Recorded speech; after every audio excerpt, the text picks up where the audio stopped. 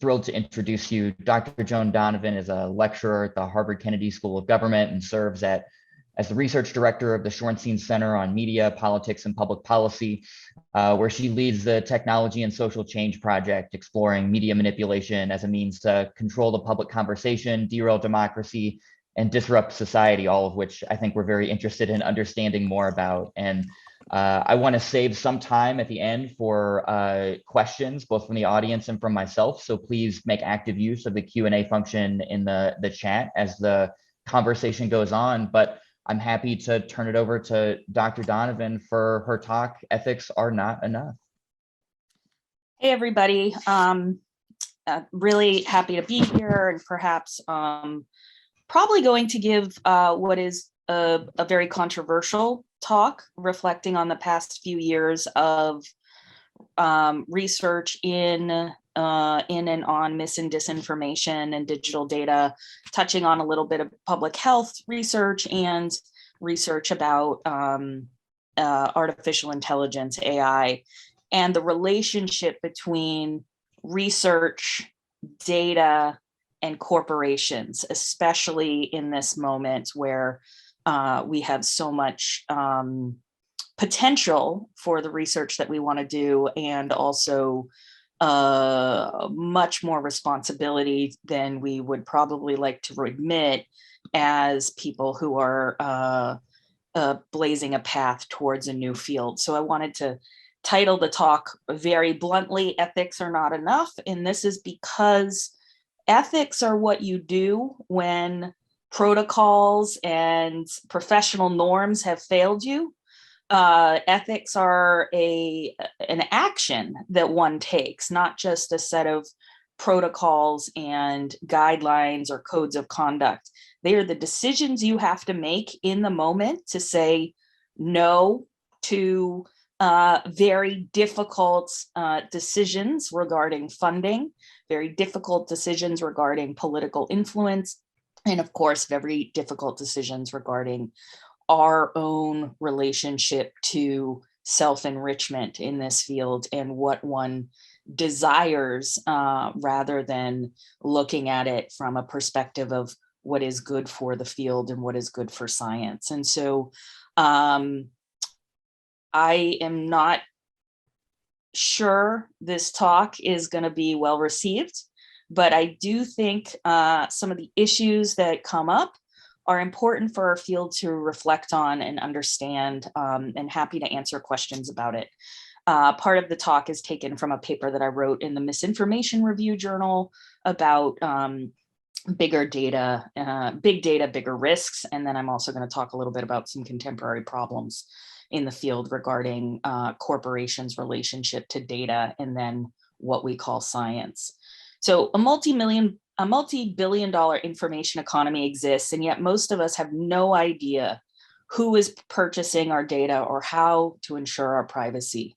While this is worrisome for the public who are adopting new communications technologies faster than ever before, the market now impacts social science research in disturbing new ways. Researchers rely heavily on access to social media data sets to inform studies of group dynamics, aka sociology, communication studies in particular.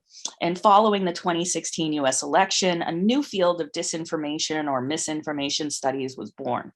Different from communication studies of propaganda or persuasive media, mis and disinformation studies is characterized by uncovering the intentional abuse of social media platforms and the open web, especially with an eye to manipulate the public's understanding of political issues. And the field of disinformation studies crystallized around a shared goal of revealing how malicious actors utilize information and communication technologies, bridging the fields of sociology, media studies, political science, with more technical domains of data science and cybersecurity. And while methods for studying this phenomenon of disinformation are still in flux, the corporate control of social media data has led to an unevenly distributed access and an inability to replicate studies. At the same time, social media consumers are largely unaware that their behavior is being tracked and used for academic research, which has reinvigorated an ethical challenge of managing user privacy versus seeking consent. In the old days, we used to seek consent from people to be able to study them. Now it's seen that these platforms are publicly available data. And so there's very little talk back about, is that the right ethical relationship to the data? Or should we be seeking consent in more upfront ways? Many researchers are blinded by the hope and hype cycle that typically envelops new scientific endeavors. As Hedgeco 2004 points out, in the 90s, scientific studies of genetics overestimated the possibility of big data to identify rare diseases, while also misjudging the risks patients took on by participating in genetic testing. In this piece, I argue that the collection and processing of large social media data sets calls into question the ethics of responsible research. Without clear limits on how social media data can be used coupled with processing of meaningful consent, researchers can unintentionally expose research subjects to a range of harms, including identity theft, financial fraud, harassment, abuse, and then also re-identification. To understand the ever-growing risks of big data, researchers must begin to work alongside civil society partners to safeguard fairness, accountability, and transparency in the ethical production of data sets. And we can think about this framework as FATE, which is fairness, accountability, transparency, and ethics. And sort of as a maxim for our research over at the Shorenstein Center, we consider that when data is the primary way of seeing society, the impacts of big data on vulnerable people are rarely foregrounded. And so you have these imagined communities of people that may be even happy to have you look at their data and all its intimate details. But if we were to look at people that are rarely asked if they're consenting to the collection of their data, and then also the way in which that data might be used with other data sets, we rarely have a consent as the operating ethical force behind it. So big data today. In April 2018, Facebook, in conjunction with the Social Science Research Council, of which, full disclosure, I'm a board advisee on the MediaWell project, and several philanthropic foundations announced an unprecedented initiative to provide user data to academic researchers. While on the surface, this effort looked like a step in the right direction for Facebook, who had recently had several scandals related to data misappropriation, researchers were in a bind when Facebook failed to produce the data even a year and a half later.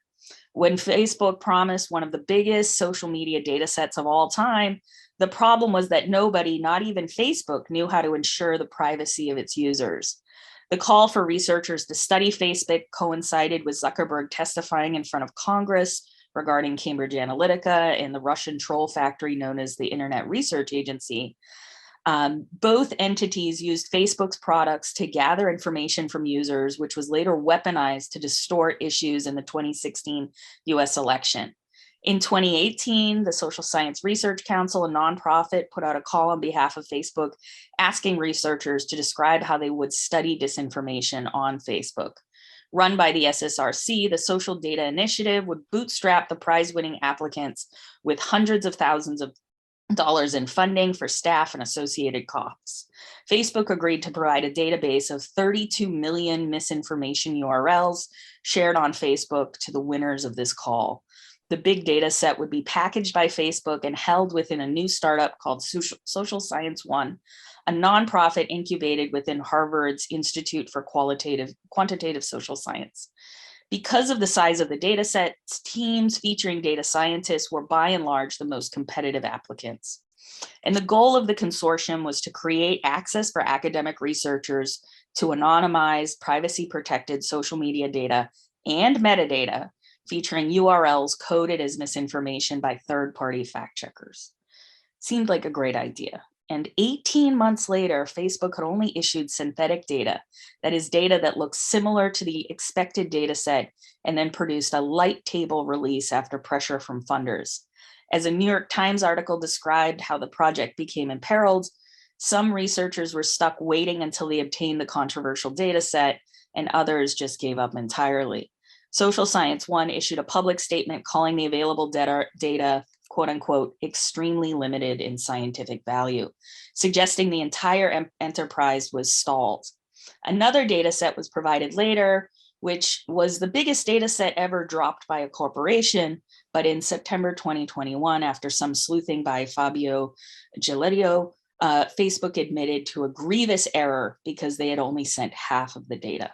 And so there was a little bit of leaky data, wasn't very good. Then there was more, but it turns out it was only half. And papers were starting to be published from this data set, purporting to be science. Pulling the emergency brake in the middle of Social Science One, though, provided an opportunity to publicly acknowledge the risks to social media users, particularly the potential for de-anonymization. Do researchers know how social media consumers may be stigmatized after being associated with a disinformation campaign? I don't think so. Moreover, because Facebook had started to provide data access to some research partners, it created a fissure between research teams who had privileged access to platform data and those who had followed the process but would not receive promised data. Later, it was revealed that Facebook had only provided half of the data set, and of course, much funding was wasted on this effort. The fissure and rush to accumulate data has made it difficult to codify an ethical framework across misinformation and disinformation studies. Major questions linger, but are not unique to our field. For instance, public health and AI research also struggle with the same ethical challenges about accessing data, curating it, and managing privacy, and so on. As well, within these fields is a very important problem of assessing gifts, which is to say that sometimes a company will give you computing infrastructure and you don't need to report it because it's a gift from Amazon Cloud, for instance. So we see AI researchers often having tens of thousands, if not millions of dollars of gifts in terms of data and computing infrastructure without any clear acknowledgement that these companies are operating behind the scenes. I also looked at the panelists' websites for disclosures about funding and gifts just prior to signing in here, and was very happy to report that CIP has a very clearly stated guideline saying that they are not going to take money from corporations that they are investigating. That has been a tenet of my lab as well. We don't take money or data because not just of the way it might influence us, but for the ethical considerations of what it means to create your own conflict of interest.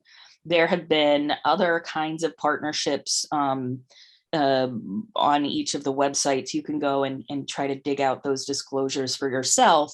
But I think that it's really important for people who are doing this work that they are very clear about partnerships as well as gifts that are given from these corporations, because we have open questions now about what happened with Social Science One, which is to say, do we still consider it ethical to partner with Facebook after such a scandal, right? Do we as a field? And if you feel sort of sick to your stomach thinking about that, or you're already in too deep with a corporation and then you figure out that they may not be acting in your best interests or in the interests of science, what needs to happen? And the leaders, in particular research centers, where do they step up and how do they step up? Do we consider taking funding the same thing as taking data? Do we consider data as part of an ethical imperative to report? And what about other services provided by Facebook or other corporations? Because ethics aren't necessarily just what you end up doing. They are the way in which we set example for the rest of the field. And lastly, how do we get at better practices, knowing what we know now about how the Social Science One issue or experiment, frankly, played out? what are the next steps in terms of explaining our relationships, knowing that we're in a paradox of platforms. This is a really difficult problem, with which is to say that it is not easy to do this kind of work at scale, maybe impossible to do at scale, without considering where do we stand and how are we going to hold the line on this. And another thing that we have to consider is the role of work that's already been produced in the field, and how do we honor that kind of engagement. In particular, few from the field of disinformation studies have attended the Association of Internet Researcher conferences, nor do they cite or perhaps even know about the extensive 83-page ethical guide for protecting the subjects of internet research. And why not? Why don't they know about this? Mostly it has to do with domain expertise, where many in AOIR are social scientists of the qualitative variety, mostly concerned with the political, social, and technical impact of the internet on society. And second, data scientists have their own particular paradigms of research, ethics, and practice. Now, data science, I would argue, is as old as sociology. In fact, we could pin its origins to Durkheim's landmark study of suicide. I'll leave, of course, the origin stories aside for now. But simply incorporating the AOIR standards into teaching of data-centric methods could go a long way to build critical thinking across the fields.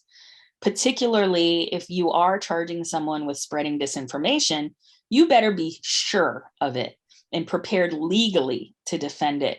We see litigious groups like Project Veritas and Candace Owens taking aim at research centers and as well as fact-checking organizations. A second and more problematic outcome of this field is of the Slugworth variety. Slugworth is the character in Charlie in the Chocolate Factory who always seems to show up in the right place at the right time with an offer that contravenes one's own ethical beliefs about ownership and self-enrichment. And let's not play pretend here. Corporations that build data pipes and prepackaged data sets are not aligned with the norms of science. Robert Merton outlined 4 key characteristics of science that we would all do well to remember when shaking hands with corporations that require NDAs and secrecy before making data accessible, and of course, contracts that require pre-publication review by the corporation does contravene our idea of what openness in science should be. But as a reminder, the Mortonian norms are something that we can debate. First, he offers up communism, suggesting that common ownership of ideas is important for science to promote replication and collaboration. So anytime data is put behind particular firewalls or protocols or paywalls, it stalls the possibility of replication as well as collaboration. Secondly, he talks about universalism. Findings should be valid regardless of an individual scientist's political, social, or economic conditions. And this goes back to the ability to replicate, especially when we have data-centric studies, is that we should be able to reproduce those findings everywhere and anywhere. Now, of course, the same data that is collected across a platform about different countries are going to reveal different ways in which users engage with content on platforms. That's not what we're talking about here. That we're talking more about methods being able to reveal similar findings, and access, of course, to data must be universal in order to achieve that. Disinterestedness is the third category of the norm of science. And he argues that the benefits of science should be distributed throughout society and not just to enrich an individual or a small group. In fact, problems should be collectively defined and interventions should not benefit any individual or small group. And this goes back to what we've seen develop in this field around consultants both defining the problem and then paying themselves to solve it, which is to say that we have a big problem related to science, disinterestedness, and the role of regulation, where if you look between the different research papers related to what should we do about disinformation, if you look at who the authors are and what they're recommending, there are instances where you are going to find the important thing we need to do here is X. And luckily I have a corporation that also does X. Or we need more research. And luckily my nonprofit is taking up the charge. And so we don't want to say everything is science here. We want to make sure that when we are talking about papers that we truly deem scientific, that they follow the norm of disinterestedness. Otherwise, we have an ethical problem, which is to say that we are in the midst of trying to understand what's at stake. Lastly, organized skepticism. Peer review and public scrutiny are normal ways of progressing science. And that is made impossible if the methods of data collection and analysis are only in the hands of those also in the pockets of corporations seeking to maximize profit. And so controversially, I would say that when we're talking about skepticism, when we talk about research in the field, we do ask ourselves, not only does the method match the findings, but also what is the motivation of the researcher and who are they being paid by? That is a normal thing that happens across all scientific endeavors, is nothing specific to do to mis and disinformation as a field, but we should consistently remind ourselves that organized skepticism is the way towards progress. And our field should reflect on these norms of science and build on the ethical guide of AOIR to standardize new methods for analysis of social media data. Right now, we have no codes of conduct or professional standards for interacting with social media companies or data harvesting companies. And those companies do not have to abide by any ethical considerations. Corporate control of social media data creates several problems for the advancement of social science, including fracturing development of a shared replication methodology, thus making evaluation of findings nearly impossible. It also encourages secret transactions between researchers and companies, contradicting the scientific principles of openness, public good, and peer review. Compounding this methodological crisis is another serious conflict because social media companies have been reluctant to provide transparency about data reuse by researchers and others, such as marketers. It's been impossible to create standards for informed consent, thus adding to the public skepticism of data and technology. In the original article, I present an older case study of the Taste, Ties, and Times data set that also was curated by Harvard's Institute for Quantitative Social Science back in 2006, which created a very large crisis around privacy related to, well, what does it mean to put social media data that you have collected as part of your study into an open database? And even if you have claimed to anonymize it, did you really though? And of course, in this study, the answer was no. It was very easy to re-identify the subjects of the data. And I'll call your attention to one major shift that happened as a result of the controversial publication of the Taste, Ties, and Time study, was that back then they relied on research assistants who are also part of a Harvard cohort on Facebook to visit their friends' pages and then manually harvest the data. Data harvesting is now a feature of social media.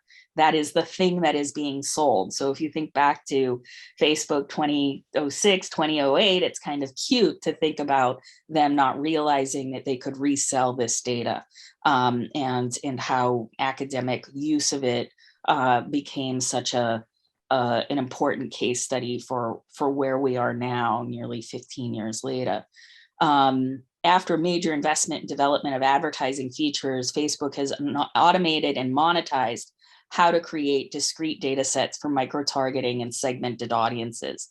And these data sets are useful to researchers, political operatives, and all manner of marketers.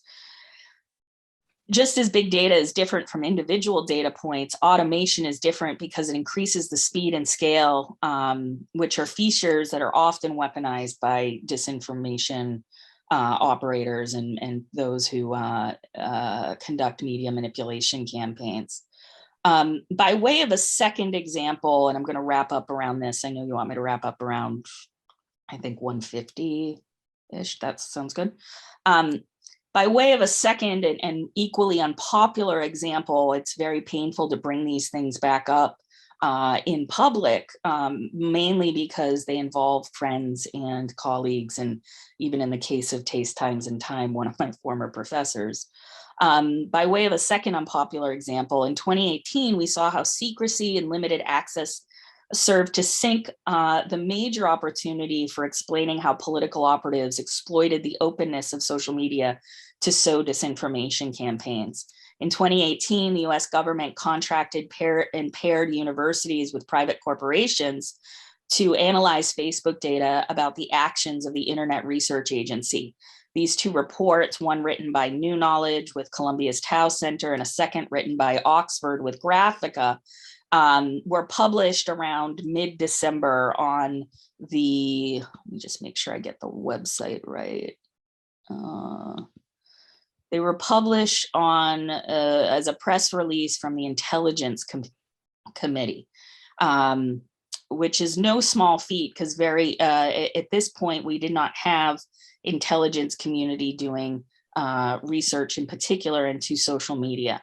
And so you have these pair of reports that come out, and immediately after these reports dropped in mid-December of 2018, so too did a scandal over New Knowledge's role in replicating tactics used by the IRA in 2016 to sway voters in the already heated Alabama race. So the same company that was contracted and using data that only 4 entities had access to, then also was caught using the same tactics that they were outlining by having access to this government data set of Facebook data. They had used Facebook in order to intervene in some way in the Alabama race, particularly using botnets. And this has been chronicled by the New York Times and the Washington Post. Then Chief Executive of New Knowledge, Jonathan Morgan, claimed to have little awareness of the quote unquote experiment to mimic these IRA techniques. But he, along with 5 others, were later banned from Facebook after an internal investigation into New Knowledge. And Facebook did issue a press release suggesting that they were aware that a manipulation campaign had happened, but they didn't chronicle it in the same way that they've chronicled other influence operations. Since then, New Knowledge seems to have rebranded after losing a lot of momentum and fundraising capability after this scandal. And while the government pledged to look into this, without funding or resources, it's impossible to hold corporations to account for unethical behavior.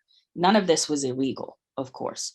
Not only did the scandal create havoc for those trying to follow the rules and access data through approved channels, because at that point, Facebook did really try to shut down faucets, it's also effectively sank those government reports into relative obscurity. Without data being open and available to the entire field, controversies like this will ultimately arbitrate what we accept as true. The effect has been organized skepticism through omission from citation. So these reports should have been widely cited. They should have been fodder for many, many discussions going forward. But unfortunately, academics could not ethically cite them when they don't know the consequences or the impact. So I just want to close on a couple of more positive potentials for what we should think about when we're thinking about the responsibility of researchers in this moment. It is the responsibility of researchers to put the needs of subjects before their desires to collect big data for their own ends. Even as Social Science One admirably strives to follow the higher standards for data release by abiding by differential privacy protocols, there is still no way for ordinary folks to resist inclusion, and that is not consent. Further, as Mary Gray, a senior researcher at Microsoft, has stated, if you're afraid to ask your subjects for their permission to conduct the research, there's probably a deeper ethical issue that must be considered.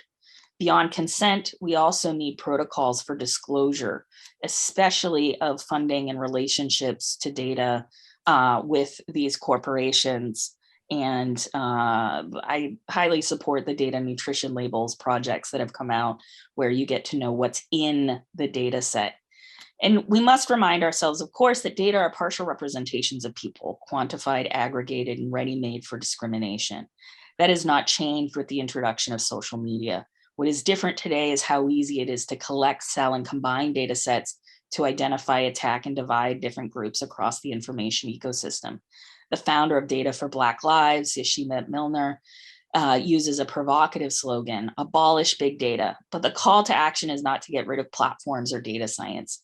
Data for Black Lives flips the paradigm of corporate ownership of big data by endeavoring to put data into the hands of those who need it most.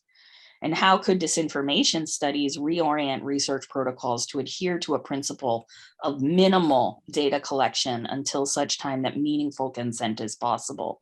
How would disclosure of monetary and non-monetary gifts affect our citational cultures and the way in which we interact with one another? In the search for bigger data, some researchers have advocated for individuals and groups to take on bigger risks for a better understanding of society. The challenge of today is for disinformation studies to rise to a scientific standard that achieves openness, public good, and peer review, while at the same time refusing privileged and restricted access to data that undermines the entire field.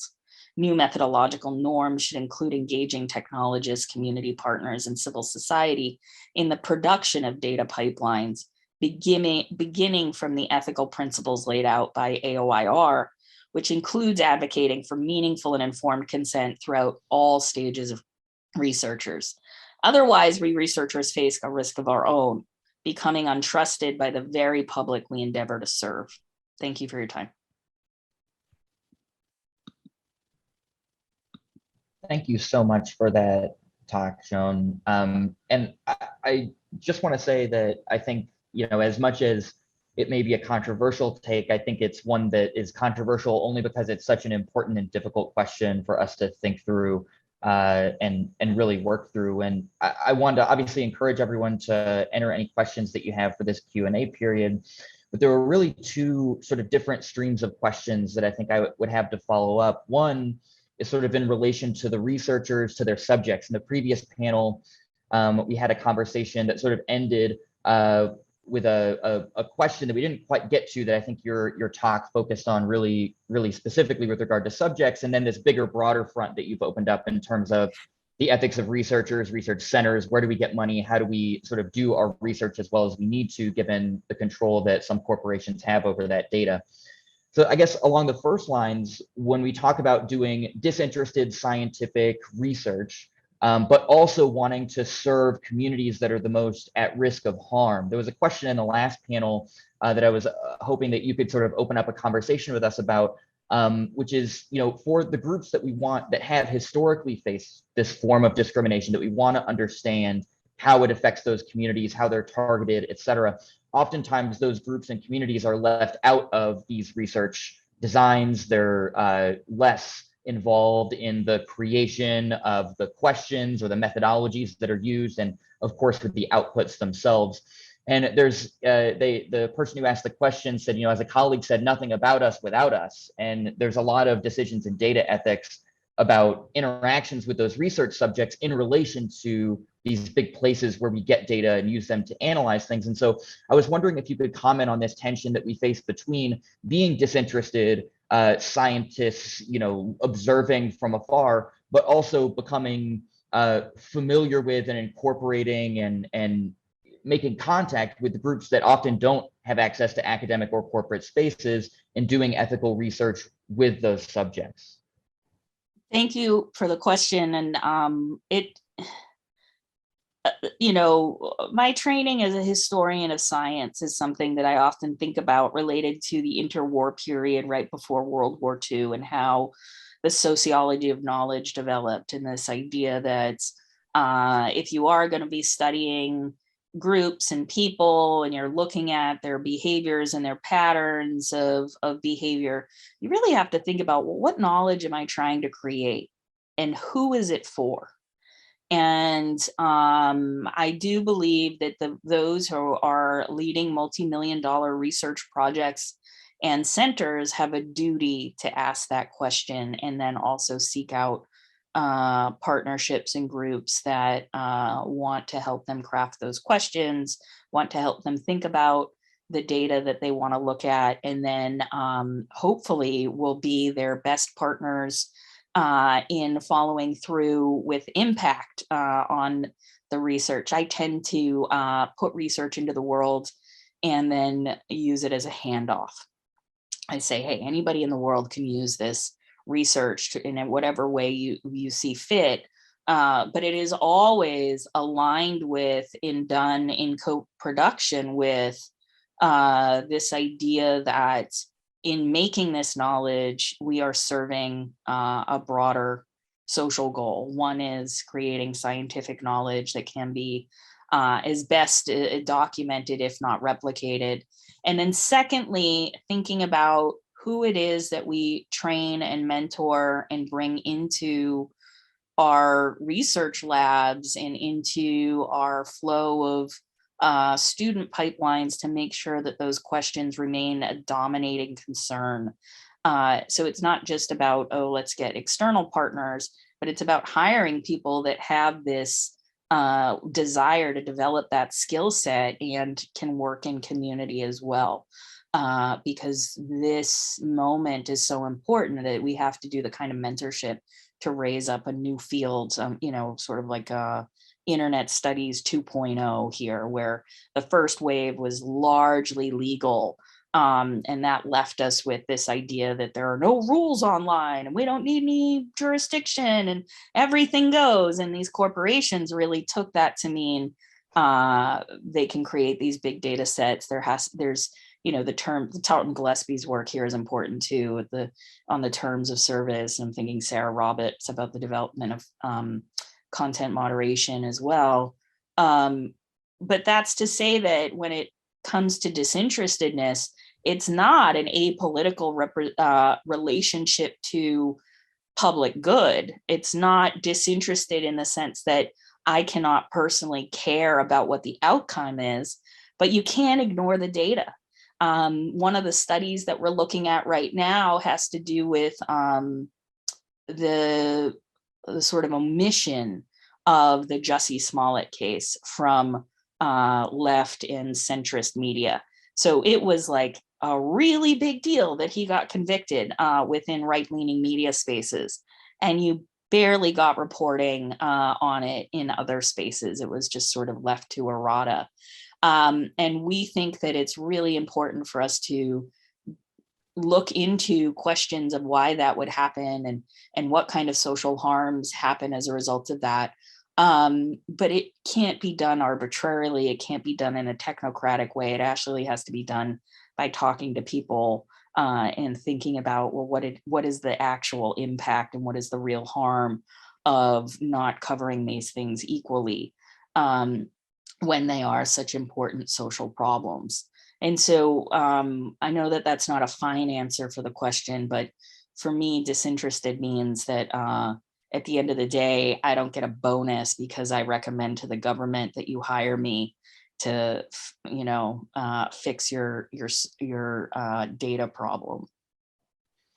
And I appreciate that response. And I think that question really points to a tension that you're really pointing out in the heart of your talk, which is we have this responsibility to our data subjects. We also have this broader responsibility to the public good. And oftentimes our conception of who the public is and what the public is very different depending on our research projects.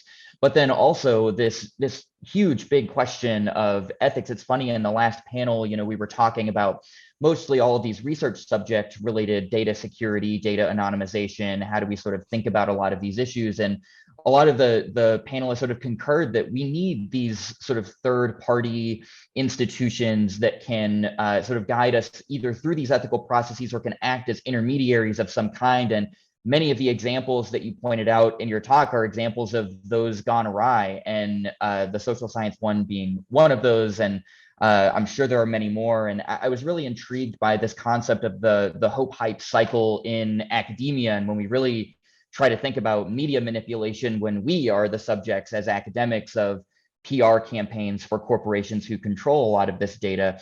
And I'm wondering, in thinking about ethics as sort of a set of actions and examples to set and not just sort of theoretical ways to approach things, for social scientists who are concerned about replicability, who are concerned about getting this kind of data and are navigating the struggle between corporate access and resource inequality on the one hand, and a desire to address many of these social issues, when we think about sort of what the ideal institution would look like, given the practical constraints of the corporations that control this data, what are the kinds of, in addition to sort of not accepting money from certain organizations or making it clear when we do, in terms of broadening access and really trying to pry those sort of black boxes open, what are the kinds of things that we can do as academics, either to create those ethical third-party institutions or engaging in our own research while still getting access to the data we need to answer the questions we have? You're going to hate my answer. But we should actually, as a field, be arguing that these companies shouldn't collect this data in the first place. I'm just going to let that sink in for a minute, because it can be a heart attack for data scientists to hear that. And only by insisting on a fair playing field, one where the authors of the data, that is the people who are clicking, liking, sharing, know where the data is going, can we actually begin to build? Which is to say that the data sets that have been so integral, for instance, for building, GPT-3 and iterations of other GANs and whatnot, that data is at best borrowed and at worst stolen, right? And we have to wonder about that, because the people who are advocating for our particular understanding of what the internet is, if we think about the subset of John Perry Barlow acolytes, their belief was that the internet was a whole new life of the mind. It was a jurisdiction outside of the provenance of law. They argued that it had no corporeal bodily impact. And then, of course, we have critical internet scholars like Lisa Nakamura, who shows that that is just not the case. We have Sophia Noble, whose landmark book on algorithms of oppression shows us very clearly there are harms downstream of design. And so we have to take those insights really seriously and foreground them, and then build an ethical data collection system from the ground up, where people are consenting into, rather than by default becoming subject to data collection regimes. And I'll tell you, we don't really have this problem with, I know there's a few floating MySpace data sets. We don't have this problem with AOL data sets, because they couldn't collect the data in the same way, and it wasn't turned into money in the same way. And so there was no special right given to these corporations. But what we do tend to understand about communication technology, and this goes to radio, it goes to telephones, television, is it does tend to centralize and monopolize. Communication systems naturally have this centrifugal force to bring more people together and make things more streamlined. And it's just the case that at the right place, at the right time, YouTube came to dominate video. We had Facebook came to dominate social networking, and Twitter came to dominate social media. And so I don't think those companies are going to last at the scale that they exist at in any way, shape, or form over the next few years. At best, I think Facebook is going to try to pivot to becoming Second Life 2.0 or something with this metaverse stuff. Still don't understand why you can't have legs in the metaverse. That's weird to me, but I'll leave it aside. But at best, Facebook is a really good yard sale. People use Facebook Marketplace. And if it weren't for those pesky disinfo artists, Facebook would probably be just fine. But we have a real problem of elites, political elites, benefiting from the consistent data aggregation practices that they then weaponize and turn against populations, because the openness of social media design is what's being exploited. And so we actually need to start disentangling all of those elements of the question and say, well, in a very Weberian sense, saying, this is where I stand, right? And my stance is that we should harvest as little data as we need to get to the point, right? Maybe not creating, data oceans and then trying to drain them for what we can distill, but we need to be much more intentional about the data collection process until such time that we feel comfortable that there is an ethical and consent-driven model by which we are accessing this data. And I really appreciate that response. And obviously, it's a huge question for everyone to chew on. And the question of the assumption of the collection of data from these media companies obviously begs a question about why it is that we want as much data to answer those questions and to make sure that the data is not driving the question asking process in particular. We had one question from the audience that I wanted to ask that I think fits in here quite nicely, which is, there was a point during your talk where you had a quote that said, if you're afraid to ask your subjects for permission, there are probably deeper ethical issues to sort of consider. And this question asker asked, how might or should this be, or how might this be qualified for subject groups online that are, this question asker puts it, legitimately scary? I mean, we're talking about white nationalists, violent misogynists, other groups that we might consider problematic. In the context of these sort of informed consent-driven models of ethical research, obviously, should we be thinking about those groups differently, and if so, how? And how does this relate to these practices of even collecting large pools of data related to these groups or organizations, whether they consent to it or not? It's a good question. I've been researching the far right. I shouldn't even say researching. I have been enmeshed in the far right since the days of being a teenage anarchist punk rocker, and really just wanting to know where they are so I can avoid them.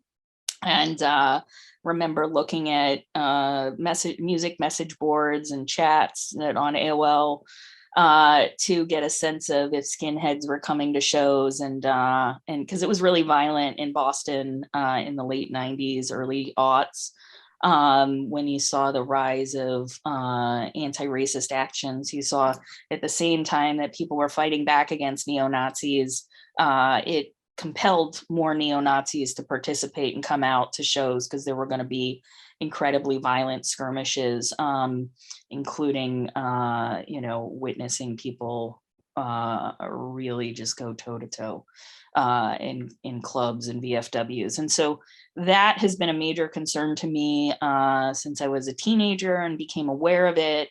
And as I became a researcher, looking at white supremacist data on Stormfront, and I looked at the rules of conduct on Stormfront, and they have a fact that says often researchers and journalists look at this message board, so it's up to you how much information you disclose, but be forewarned, right? And if websites have things like that, we weren't necessarily harvesting data, though. We were not interacting in any significant way, but we were coding for looking at genetic ancestry tests. So it wasn't the case that we were doing these big surveys of what was on Stormfront and like who was there. We weren't trying to dox or de-anonymize people. We're trying to get an understanding of how they talked about science. And so I think if you can fashion the question to be one that is scientific, one that is answerable with the data that you have access to, it's best if that access has disclaimers already written all over it. You'll see on some Telegram channels, for instance, they'll say, we don't know who's looking at this, so be careful what you say. And so at this point, when it comes to the far right data, consent sometimes is given, consent sometimes is murky. We tend to, and this is something that happens in the field all the time, you look at everything, but you decide what you publish, and you decide if what you're publishing can be re-identified. You try to be as careful if you're quoting someone in particular and someone were to Google that quote, is it going to get right back to that message board or right back into that space?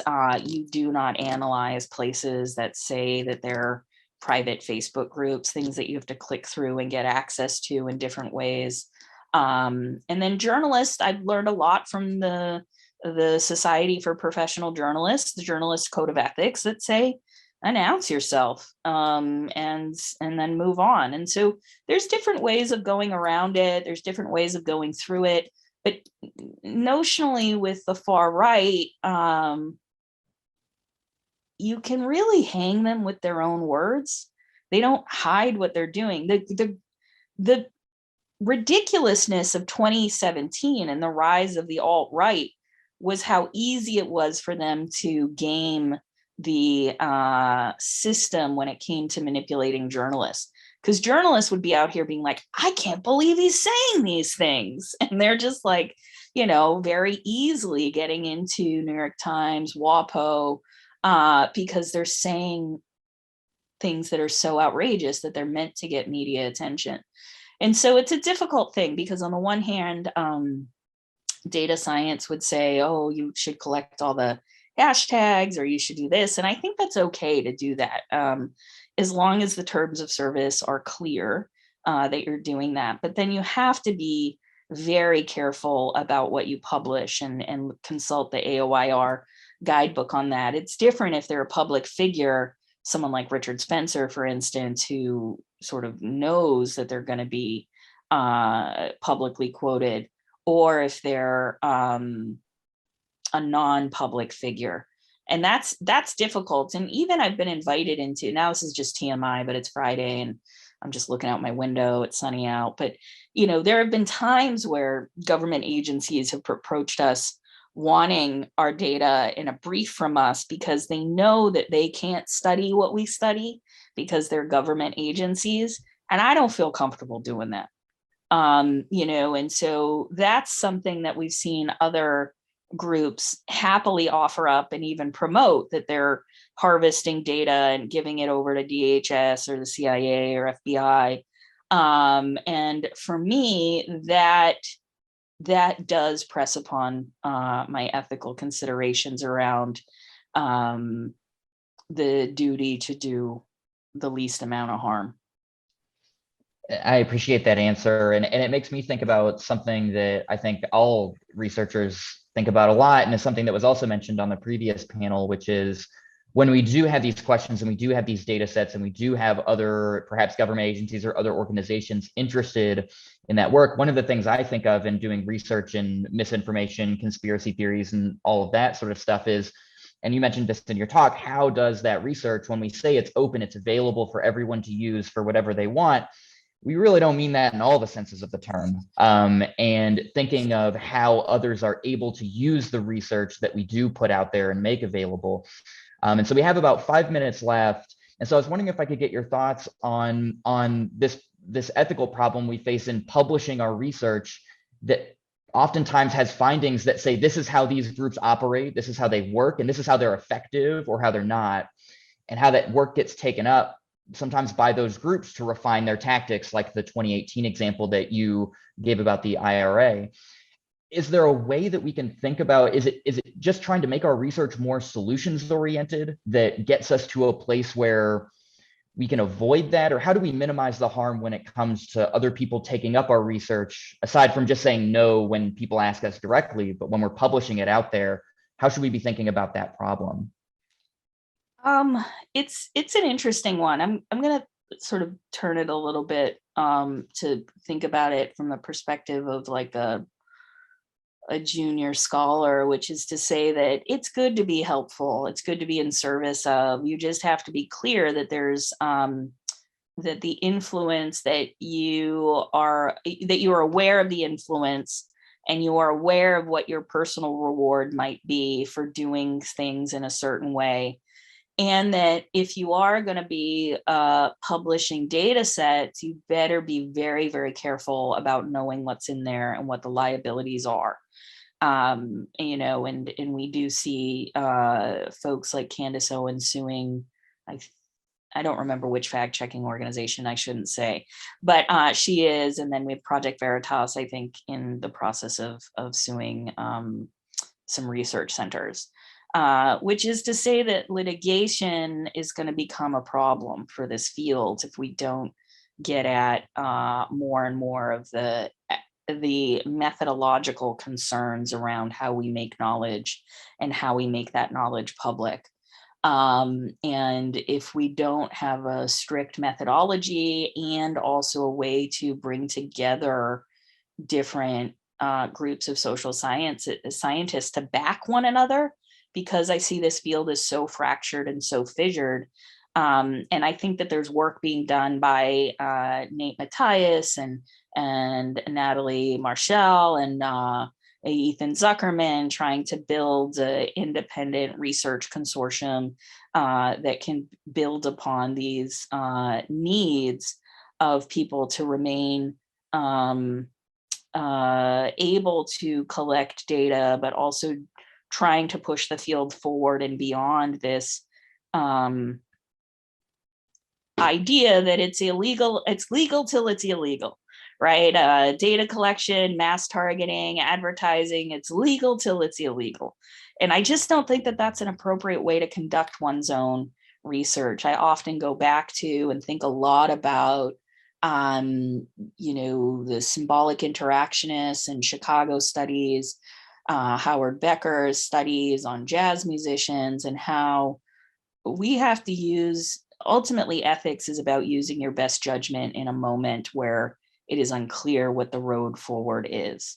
And as a researcher, that means questioning how I benefit and who is harmed. And you have to put ahead of your desire for more data the desire or the implications for communities that you might not be thinking a lot about. And this comes from reading work related to indigenous communities and genetics. And so for a while, geneticists were like, this is great. Indigenous people have been intermarrying for years, and we have the purest data on DNA that, you know, the world needs to have access to this. And then they created all these programs to incentivize the collection of genetic materials from indigenous peoples.